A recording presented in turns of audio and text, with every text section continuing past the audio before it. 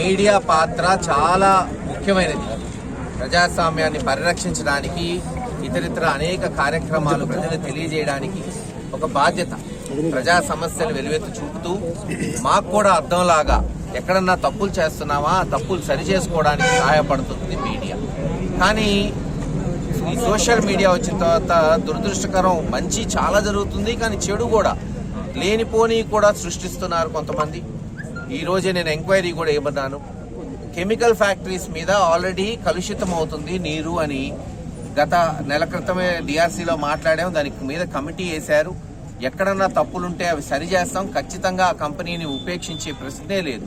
మనకి కంపెనీలు రావటం ఎంత ముఖ్యమో ఈ ప్రాంతంలో, ఎందుకంటే వెనుకబడిన ప్రాంతం అభివృద్ధి చెందాలంటే ఇక్కడ కంపెనీస్ రావాలి. సిమెంట్ కర్మాగారాలు కావచ్చు, కెమికల్ ఫ్యాక్టరీస్ కావచ్చు, కానీ మనిషి ప్రాణాన్ని పణంగా పెట్టి కాదు. అందుకే చెప్పాము ఆ రోజున, వాళ్ళని మేము ప్రోత్సహిస్తాం, కానీ తప్పులు చేస్తే మటుకు ఉపేక్షించేది ఉండదు. ఇప్పటికే రిపోర్ట్ తయారు చేస్తున్నారు. కానీ నిన్న చూసాం, ఎక్కడో ఒక కెమికల్ ఫ్యాక్టరీ వాళ్ళు మరి గాలిని కలుషితం చేస్తున్నారు, చాలా మంది కళ్ళు తిరిగి స్పృహ కోల్పోయి పడిపోతున్నారు అని.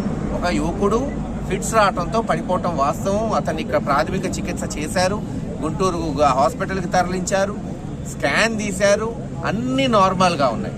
దయచేసి ప్రజలు ఇటువంటి మరి పుకార్లని, ఇటువంటి ఫాల్స్ స్టేట్మెంట్స్ని నమ్మద్దు.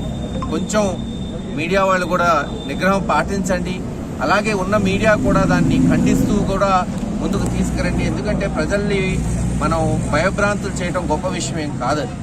ఒకసారి నమ్ముతారు, 2 సార్లు నమ్ముతారు, 3వసారి నిజంగా జరిగితే కూడా నమ్మలేని పరిస్థితులు వస్తుంటాయి ఇటువంటి సోషల్ మీడియా వల్ల.